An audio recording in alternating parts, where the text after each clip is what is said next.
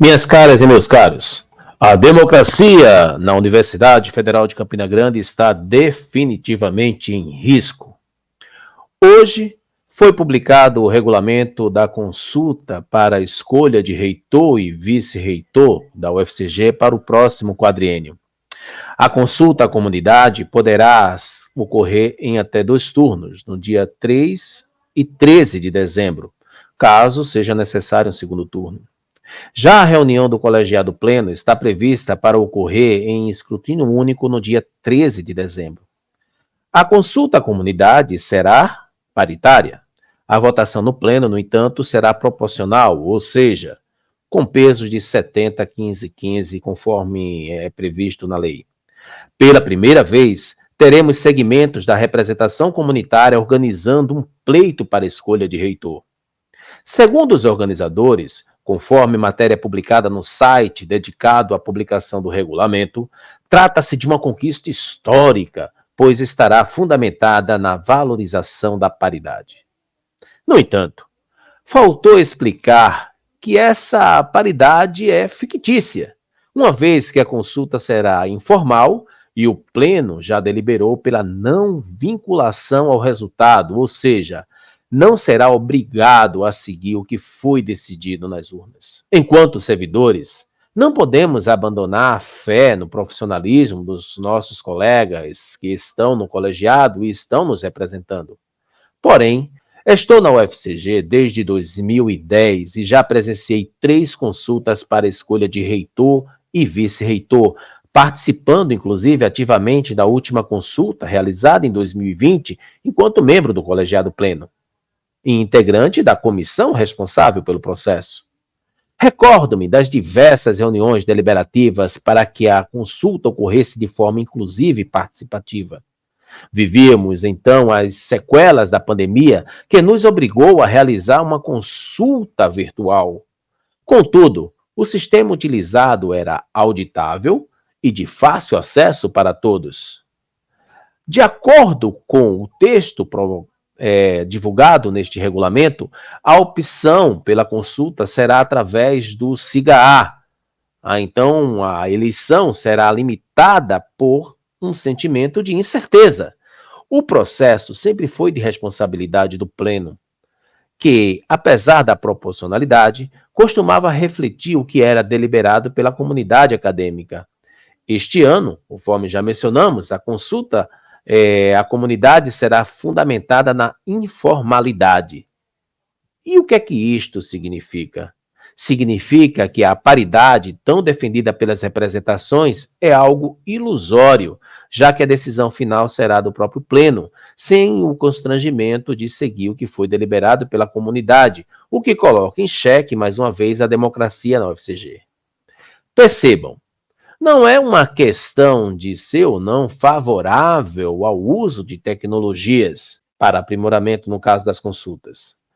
A minha crítica está pautada na incerteza de que estamos preparados para o uso de um portal que é praticamente desconhecido e ainda em fase experimental. Cito como exemplo o processo de escolha da iniciação científica este ano, que prejudicou dezenas de professores e muitos estudantes, justamente pelo fato de nós não termos sido devidamente treinados ao uso do sistema. Voltando para a questão da eleição, é no mínimo contraditório observar que representações que defendem um discurso de assembleias presenciais que requerem a participação física da comunidade, ao mesmo tempo proporem eleição virtual por meio de um sistema desconhecido. Se não estamos em uma situação de pandemia que exige isolamento, se nós estaremos em breve em pleno exercício do calendário letivo, o que justifica o uso de um sistema em fase de implementação para uma consulta tão importante como esta, depois de um período tão ruim que nós vivenciamos? No entanto, não é só isso que coloca a democracia na UFCG em risco. A morosidade nas deliberações do pleno resultou na redução do tempo disponível para o debate. Vocês sabiam que amanhã, 6 de novembro, encerra-se o prazo para a submissão das candidaturas? Vocês receberam algum e-mail ou comunicado oficial informando que o processo de escolha para reitor estava começando? Alguém aí recebeu uma nota oficial da reitoria explicando como será o processo? Sabemos que alguns nomes se apresentam para a próxima consulta, ou já se apresentaram para a próxima consulta, já foi de domínio público através das redes sociais, por exemplo, a veiculação do nome do próprio professor Antônio, que na eleição passada foi indicado ao cargo de reitor, mesmo tendo ficado em terceiro lugar na consulta formal realizada pela comunidade. Sabemos também de outros nomes, como da professora Angélica, que esteve na gestão até um tempo desse. Sabemos também que um outro pré-candidato já lançou o seu nome, o professor Camilo Farias, o qual na eleição passada foi candidato a vice-reitor, teve uma grande votação, mas que no final das contas não foi indicado. Talvez ainda tenhamos outras inscrições, eu não sei. Minha pergunta é simples. Vocês conhecem os candidatos? Qual o motivo do atraso na publicação da resolução pelo colegiado e do próprio regulamento de consulta à comunidade feita pelos segmentos? De acordo com as datas apresentadas, teremos menos de um mês para conhecer um pouco do perfil de cada candidato. Minhas caras e meus caros, como já mencionei antes, há muitos problemas neste processo e espero que sejam solucionados.